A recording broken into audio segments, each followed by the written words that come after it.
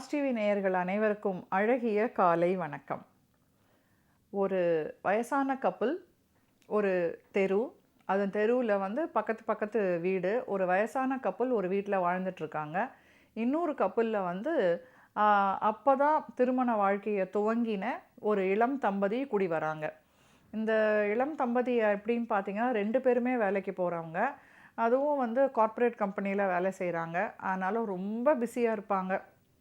கணவனும் மனைவியும் இரவு தூங்கறதுக்கு வந்து அந்த வீட்டில் தூங்கிட்டு போவாங்க. அதாவது ஒரு ஹோட்டல் மாதிரி அந்த வீடு வந்து இருக்கும்னு வச்சுக்கோங்க.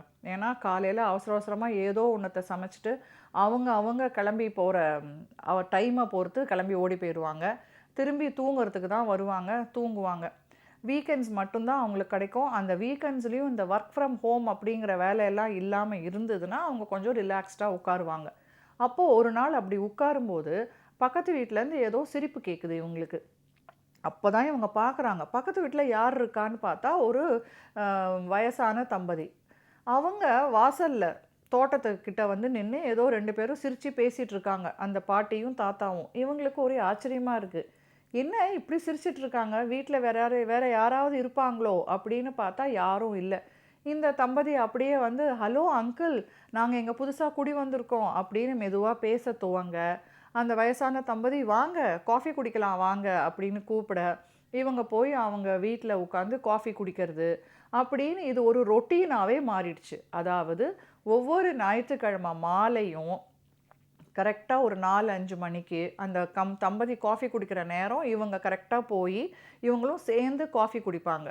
So over a cup of coffee they used to have a very good chat and then come back. அவங்களுக்கும் ரிலாக்ஸ்டாக இருந்தது, இவங்களுக்கும் வந்து அவங்க ஒரு யங் கப்புள் நம்ம கூட இருக்கிறாங்க அப்படின்னு ஒரு ஃபீலிங் இருந்தது. அதில் இந்த யங் கப்புள் ஒரு விஷயத்தை நோட் பண்ணுறாங்க. என்னன்னு பார்த்தா அந்த காஃபி பொடி இருக்கிற டப்பாவை வந்து திறக்க முடியாமல் இந்த பாட்டி கஷ்டப்படுவாங்க. தாத்தா கிட்ட கொண்டு போய் கொடுப்பாங்க. தாத்தா ஓப்பன் பண்ணி கொடுப்பார். ஒரு வெற்றி சிரிப்போட அந்த டப்பாவை ஓப்பன் பண்ணி கொடுப்பார். இதை வந்து அந்த பொண்ணு வாட்ச் பண்ணிகிட்டே இருந்து அந்த பாட்டிக்கு ஈஸியாக டப்பாவை திறக்கிறதுக்கு உதவி பண்ணுற மாதிரி ஒரு கேட்ஜெட், ஒரு டூலை கொண்டு போய் ப்ரெசன்ட் பண்ணுறாங்க. அந்த பாட்டி அதை சிரிச்சுக்கிட்டே வாங்கி வச்சுக்கிறாங்க. அடுத்த வாரம் இந்த பொண்ணு நினைக்கிறா பாட்டி வந்து அந்த நாம் கொடுத்த அந்த கருவியை வச்சு அந்த டப்பாவை திறப்பாங்க.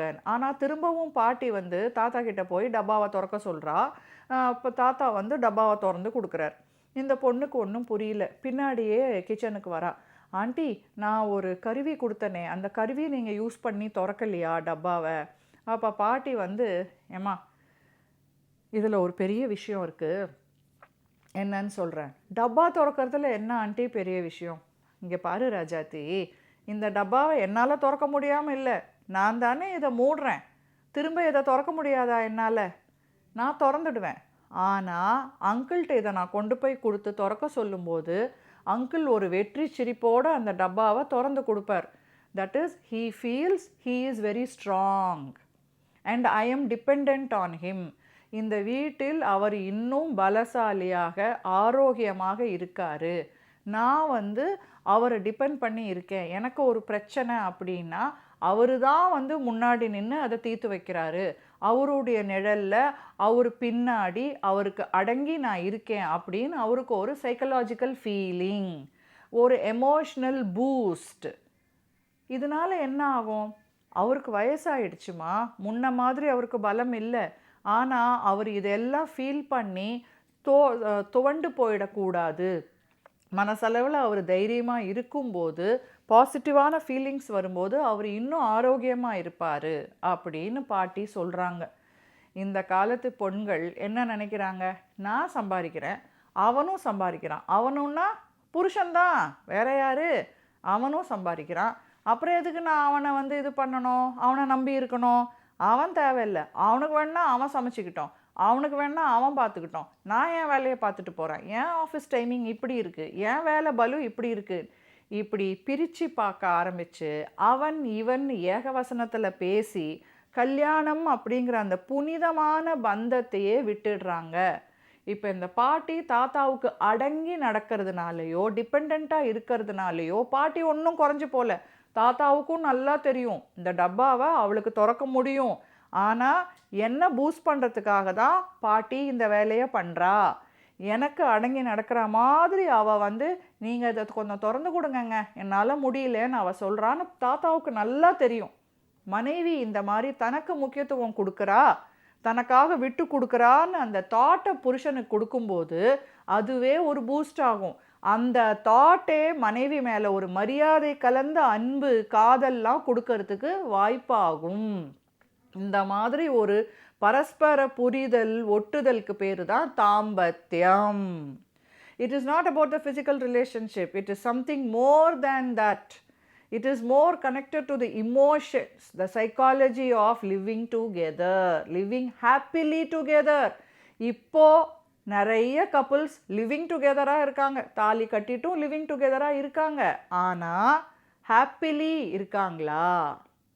தயவு செஞ்சு பெண்களே கொஞ்சம் யோசிங்க. உங்கள் தன்மானம், உங்கள் ஈகோ எல்லாத்தையும் ஓரமாக எடுத்து வச்சுட்டு, உன் புருஷன் மட்டும் பார்க்குறான், அவன் பார்க்குறான், நான் பார்க்கக்கூடாதா, இப்படி விதண்டாவாதம் பேசிகிட்டு இருந்தா அது குடும்பம் இல்லை. குடும்பத்தில் நீங்கள் தான் மகிழ்ச்சிக்கு காரணமாக இருப்பீங்க. எப்போ பாரு நானே விட்டு கொடுத்துட்டு இருக்கணுமா ஆண்டி, நீங்கள் சொல்கிறது எனக்கு சுத்தமாக பிடிக்கல, நீங்கள் கொஞ்சம் விட்டு கொடுங்கப்பா. ஓவர் த இயர்ஸ் அவருக்கும் உங்களை பற்றி தெரிய வரும், புரிஞ்சுப்பார், கண்டிப்பாக புரிஞ்சுப்பார். அப்படி புரிஞ்சிக்கலன்னா எங்கேயோ ஏதோ தப்பு இருக்குது, அப்போது உட்காந்து பேசலாம், நிறைய சால்வ் பண்ணலாம். பட் எடுத்த உடனே அவன் இவன், அவனை பார்த்துக்கிட்டோம் இவனை பார்த்துக்கிட்டோம் இப்படியெல்லாம் பேசிகிட்டு இருந்தோம்னா அது குடும்பமும் இல்லை, அது கல்யாண வாழ்க்கையும் இல்லை, தாம்பத்தியமும் இல்லை. உங்களுக்கு உங்களுடைய சந்தோஷம், உங்கள் கணவரின் சந்தோஷம், ஹாப்பிலி லிவிங் டுகெதர் கப்புலாக நீங்கள் இருக்கணும்னா பெண்களே யோசிங்கோ. பசங்களே உங்கள் பொண்டாட்டியை பற்றி புரிஞ்சிக்க முயற்சி பண்ணுங்கோ. மேலோட்டமாக பார்க்குறதுல எந்த பிரயோஜனமும் இல்லை. நான் எவ்வளோ சாக்ரிஃபைசஸ் பண்ணுறேன் தெரியுமா ஆண்டி, அவளுக்காக தான் நான் எல்லாமே பண்ணுறேன், அவள் எதையுமே புரிஞ்சிக்க மாட்டேங்கிறான்னு நீங்களும் பேசாதீங்க. ஏற்கனவே இருக்கிற திரையை தூக்கி கடாசிட்டு, ஏற்கனவே இருக்கிற பெர்ஸ்பெக்டிவை தூக்கி போட்டுட்டு ஃப்ரெஷ்ஷாக பாருங்கள், ஃப்ரெஷ்ஷாக ஆரம்பிங்க. You will have a different life experience. மீண்டும் நாளை வேறொரு அழகிய கதையோடு உங்களை சந்திக்கிறேன். நன்றி, வணக்கம்.